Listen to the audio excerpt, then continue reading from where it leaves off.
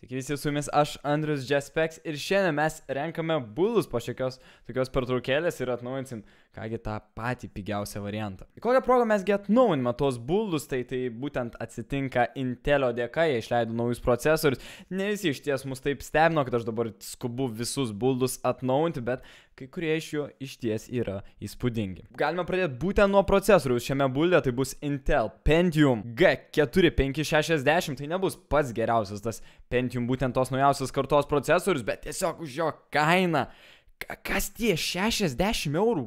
Wow, tiesiog neįtikėtina, ką jis duoda, tai yra ne tik tas gan aukštas dažnis, bet taip pat netgi 4 branduoliai. Na taip, 2 iš jų yra virtualūs, bet vis tiek 4 branduoliai. Tai bus beveik tas pats, ką mes turėjom su savo praeitų 400 eurų buldu, bet tiesiog pažiūrėjęs taktišką dažnį ir technologijų atžvilgių, jis tikrai turėtų būti geresnis. Na tai buvo mūsų esminė detalė kaip pakeitime, bet pastebėsite, jeigu eisime toliau, tai galime iš karto išsiduoti. Tai yra vaizdo plokštė. Mes sugebėjome 400 eurų limitą įdėti 1050, kas, na, tarkim, švenčių metu buvo tik tai nuo 500 eurų. Na, jeigu labiau patikslinus, tai yra MSI 1050 2 gigų modelis su 2 ventiliatoriais, tai iš tiesų nenukertam jokių kampų, jokių limitų, didelis greitis, puikus triukšmas.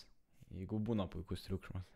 Na, kaip ir išdėliau tas įdomiausias detalės, bet reikia nepamiršti vieno niuanso, tai yra motininė plokštė. Ir kas su ją tokio ypatingo, tai yra, kad mes nelabai gauname iš Intelio tų naujesnių, pigesnių vaizdo plokščių. Jie nusprendžia neatnaujinti tos pigiausios kartos ir mes bandysim dėti tą procesorių tiesiog į mūsų seną gerą Asus. Asus H110K, iš ties girdėt, bent jau iš mano lūpų 100 kartą šią motininę plokštę ir taip jinai palaiko naujus procesorius. Na, jums reikės šiek tiek papildomą darbą, jeigu patys negalėsite su to susitvarkyti, tai yra BIOS atnaujinimo. Na, tada gal paprašykit Skytecho, jie tikrai, manau, galėtų apsirūpinti šią būtent tokią mini detalę, tiesiog atnaujinti BIOSus ir tada įdėti tą naują procesorių. Visa kita iš ties nelabai keičiasi, tai bus 4 GB RAM, tarkim iš HyperX, puikus aušinimas, neblogas dizainas, na ir tiesiog ta kaina tikrai mums įtelpa čia. Talpos atžvilgių mes turime Seagate Barracuda 1 TB, jau tiesiog visiems irgi įgrisęs tas pavadinimas. Ne, iš ties puikus hard drive'as, ta talpa, ta kaina, viskas gan panašiai išlikė ir mums tarnaus gerai.